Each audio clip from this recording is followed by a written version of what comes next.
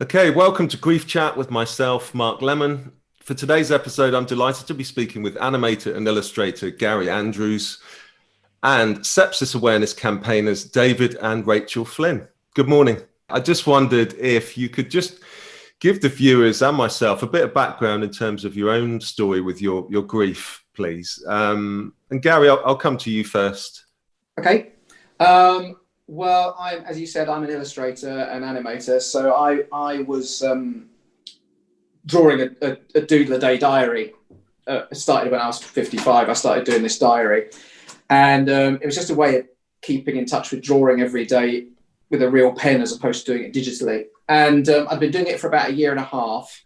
And in October 2017, I was away on business, and my wife was a little bit sort of fluey, so we thought. And then I got asked if I could get an early flight home because she'd taken a turn for the worse. By the time I landed, she died, and it was sepsis, and that was back in October 2017, as I said. And I've kept on doing the doodle diary ever since then. Basically, that's kind of where my connection to all this comes from. I used it as a way of working through my own grief, and used to post it online so my friends could see how I was doing, and it kind of took off.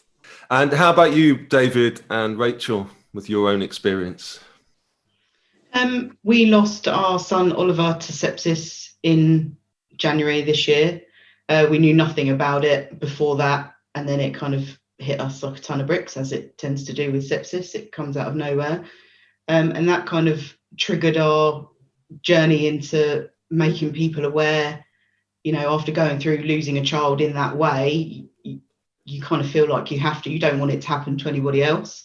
So that's kind of been we've been working with the Sepsis Trust and trying to get the message out there a bit more. And then September being Sepsis Awareness Month and Oliver's birthday was kind of a big important month for us to really get it out there and kind of try and honour his legacy a bit and stop anyone else kind of trying to go through the same thing that we have, and just make as many people aware as possible and get the message out there. And Dave, having a background in design, is very helpful for stuff like that, because he can put together awesome videos and get the message across in a really good way. So that's what we've been trying to do kind of over the last 9 months and really this month. I mean, for you guys, it's so recent, isn't it? You talked about obviously Oliver's legacy and the work that you're doing there, which is amazing. How important is September with Sepsis Awareness Month to you guys? I think it's really important. Like, we've got quite a few things going on in September. Obviously, Rachel mentioned with it being Oliver's birthday. It's your birthday as well, isn't it? So September for us was quite a busy month anyway. But then obviously with the passing of Oliver and our kind of awareness of sepsis, as I say, I've worked with the UK Sepsis Trust in trying to create some kind of movement, some kind of acknowledgement of sepsis for this month, obviously with it being Sepsis Awareness Month. I guess for us, like, we talk to the charity and like everything with what's going on in the world with COVID and stuff like that, charities have been affected. And I guess for us, with being affected with sepsis as well, we just kind of want to help, and we wanted to kind of come together and create an awareness for that. So it has been quite a very busy month, especially for me with doing the videos and stuff like that. But yeah, it's trying to do our bit, if that makes sense. There's many people out there that have been affected by sepsis, and I guess the kind of human reaction is to want to help others. And I guess that's kind of what we're trying to do. Yeah. How about you, Gary? Well, yeah, I mean, one tries to keep an awareness of it all year round. When I'm posting my doodles every day, every few weeks, I'll post the reminders about what to look for. But having it in this month does give you an extra focus, which is quite useful. All these things, it's, if you just keep posting regularly, people get kind of like, oh, it's that again. But when you have a month to give it a focus, it's always a very useful thing that you can just up the game a bit, And funny enough, you were saying about it, it's actually my wedding anniversary this month as well, and my daughter's birthday. It seems to be September, seems to be a thing. And of course, I've just had the book come out this month as well, which has also helped just raise the awareness a bit as well. So yeah, it's all seemed to have fallen into place in September quite conveniently, really. It's been obviously a mental year in terms of everything going on. It's been completely crazy. And, you know, a lot of people out there have been struggling with their grief, and it sort of hit them as a big sort of impact of kind of knowing where to go with it, I guess. But, you know, you both mentioned that creativity has been a huge thing to you. And I'm just wondering how, you know, creativity and the power of that can help somebody in terms of, you know, whether it's writing, drawing. Have you got any advice for anybody out there? I know myself through like writing and being creative, whether it's the podcast, you know, I just find that a very useful tool. I've talked about this a lot because I've talked about quite a few people, because obviously for me it was a huge outlet for it, using the doodles as a way of actually doing it. And I'm lucky that, you know, my drawings look like stuff, you know, it's my job, so it's the easy thing for me to do. So, but I say to people that if you putting it, the very act of putting it down on paper, of doing a doodle, even if it's stickmen with a few words, just by putting it down, you're dumping it out of your head a bit. If you've got these feelings building up inside of you, get them on paper, write it, draw it, bake it, whatever, you know, and the very act of doing it just releases that little piece of the grief, that bit of pressure. And I usually do it last thing at night. So it means that if it's those thoughts are building up, you can do that, and you can go to bed with a clearer mind, knowing that you've put that down somewhere, and then wake up and hit the next day fresh. So it's a really useful way of just clearing this stuff from stopping it building up inside your head. Absolutely. And how about you guys, Rachel and David?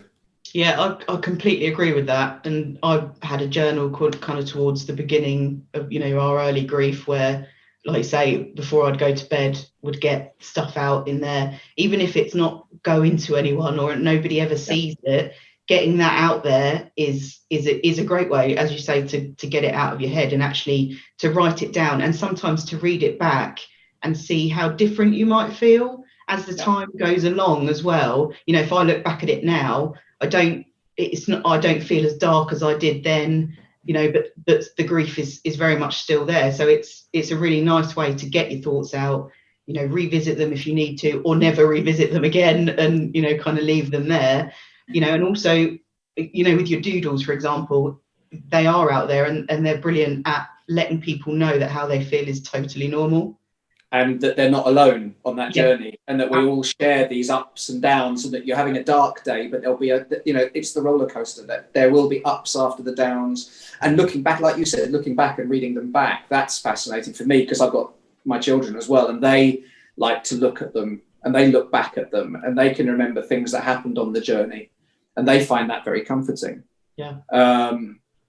And yeah, but, you know, as you say, mine are out there. But if you've just got it for yourself on a shelf, you can look back. If you're having one of those days, go, oh, I feel really bad. And you look back and go, actually, no, it's not as bad as it was. Or, oh, I feel bad today, but I'll be okay tomorrow. And, you know, it's a great personal reminder.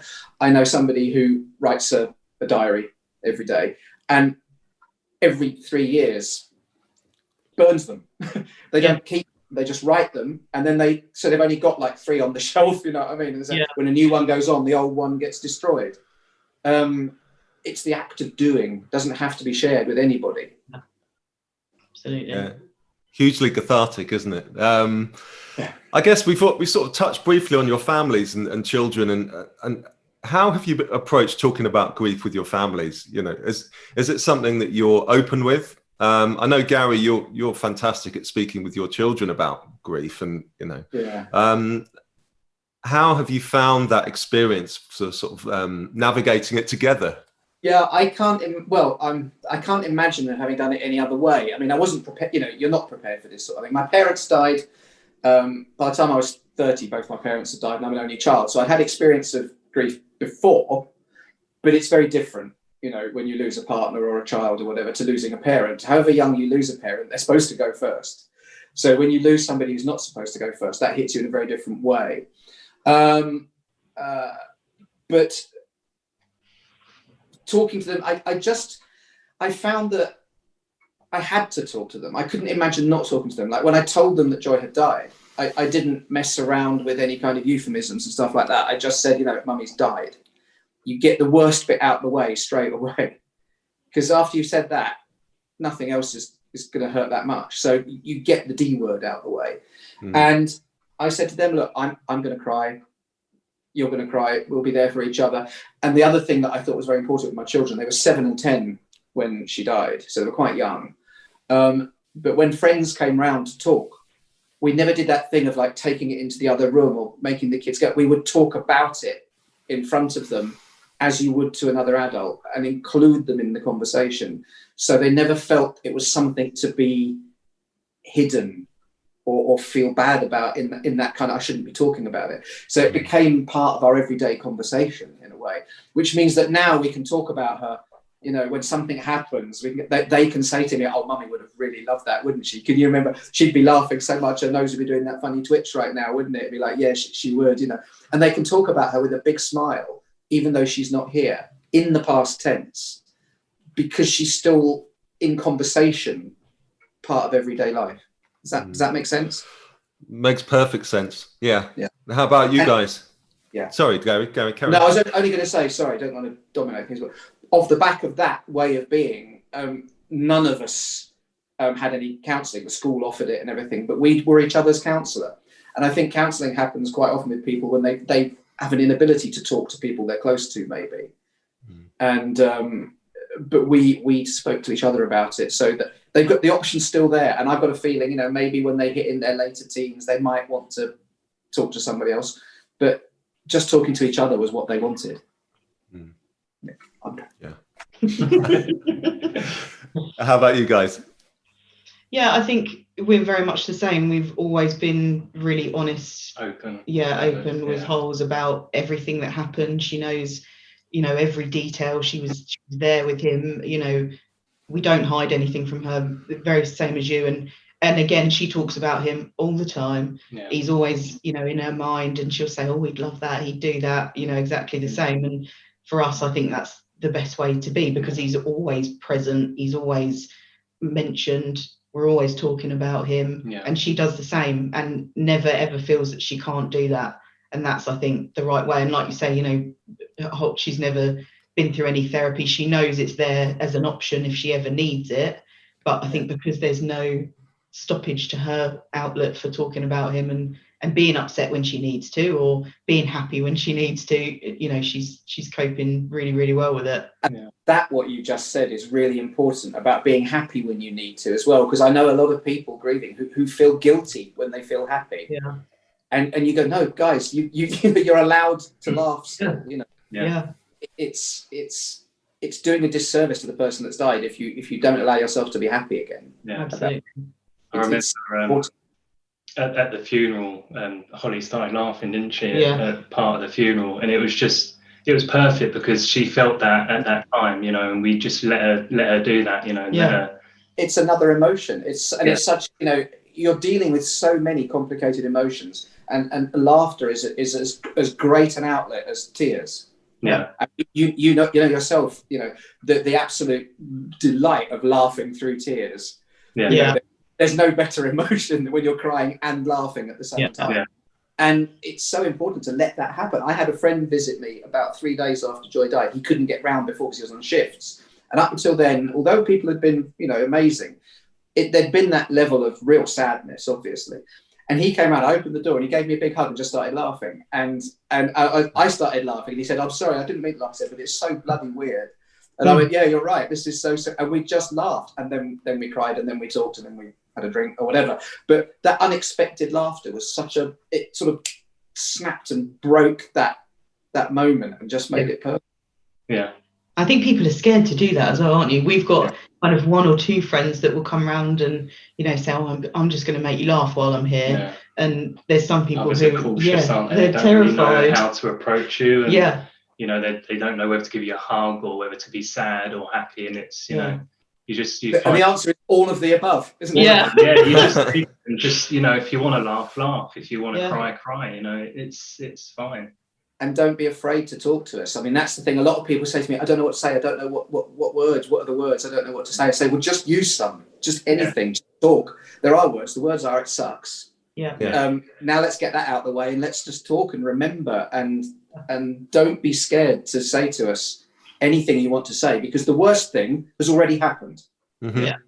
So Yeah. nothing you can say, and this is being a complete arse, is going to upset us, you know. And if they're our friends, they're not going to say something like that, you know. So the other thing I say to people, because I get, because of the profile I've got, that people, you know, ask me questions about, you know, what do I do when grieving? People who've been more recently, and I say to them, don't forget that your other friends have also lost that person. It's not just us that have lost them. Yeah. And they want to talk as well. So, and sometimes you find yourself comforting your friends about the person that's been lost, you know, and that's good too. And people should just not be quite so scared to just talk, I think. Yeah. I think that's, you know, everything you've said is brilliant.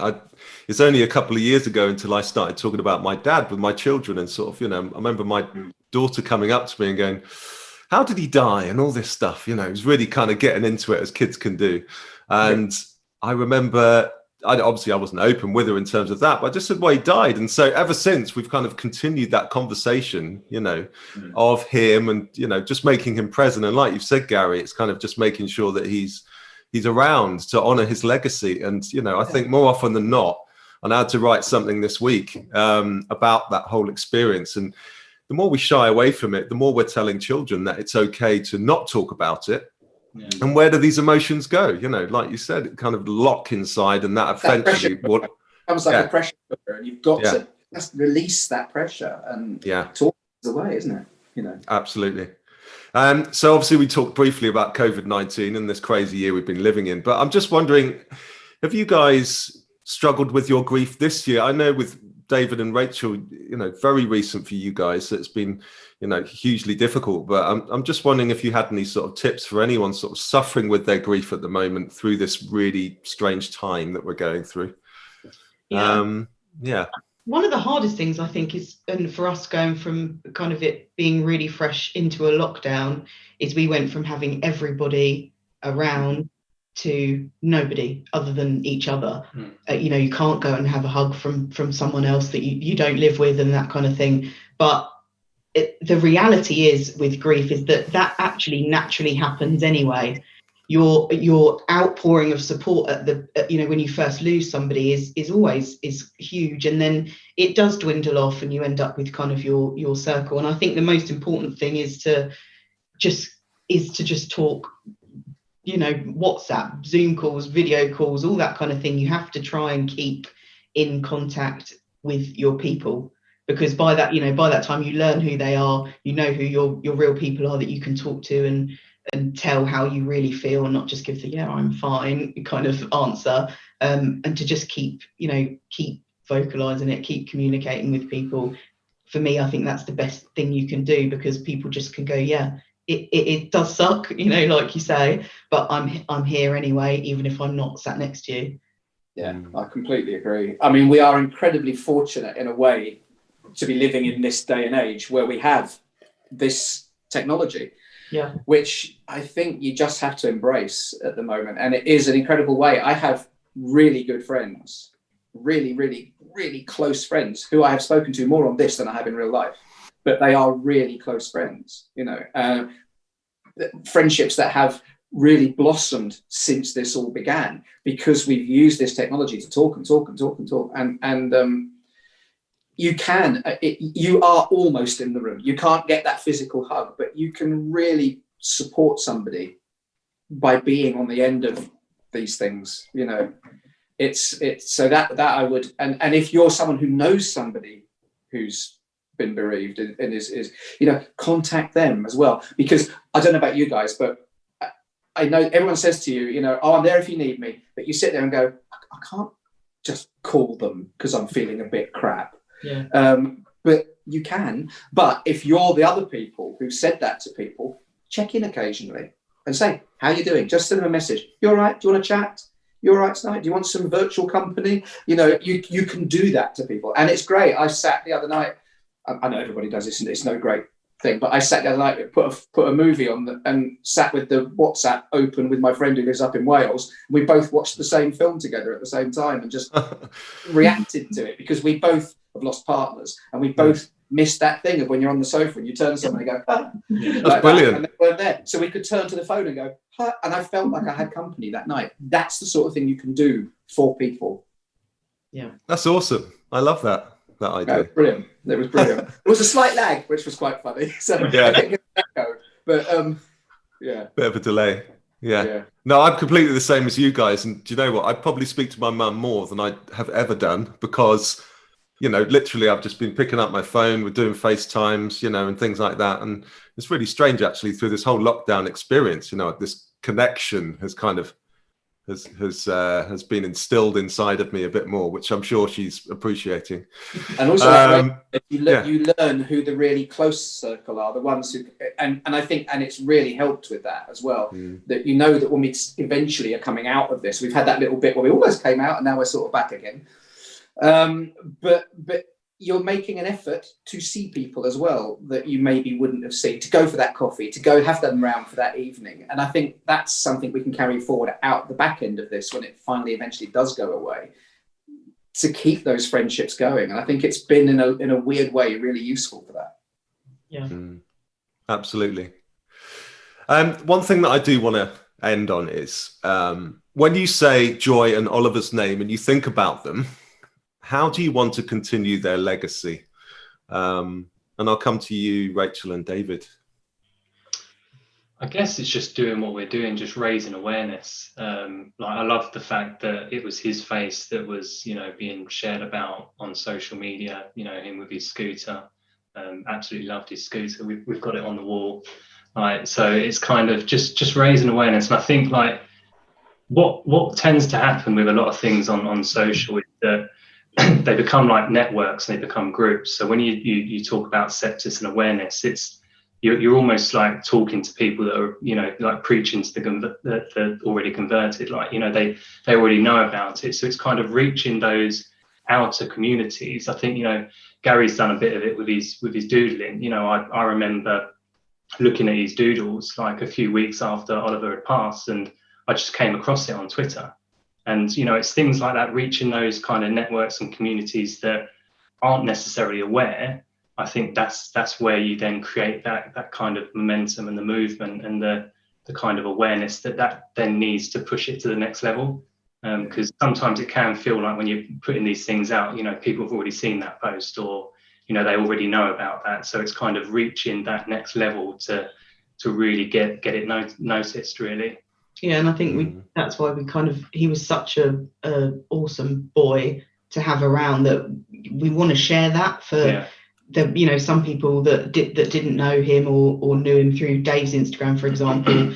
We get a lot of kind of messages that say, no, I never met him, but I could see what kind of a character he was. And I think it's keeping that awesome character alive and sharing it with other people as our way of kind of keeping his legacy going, and, you know, wanting everyone to have an insight into what Oliver was like, you know, with the kind of awareness alongside that, you know, effectively for him to try and save lives. That's the legacy he's that still we want. doing his bit, isn't he? And you do, and he is, because I'm sure that you'll have the same thing whenever you post a thing about sepsis awareness. I get messages back from people saying, I'd never heard about this before, now I do because of this. I've had people say, if we hadn't read your post, we wouldn't have noticed the signs in my dad, whatever, and got into hospital, and they would have died. So you know that just by posting, you are saving lives. And the way that these things won't have seen it. So for all the ones that have seen it, there'll be somebody that hasn't. So it's definitely worth posting every time.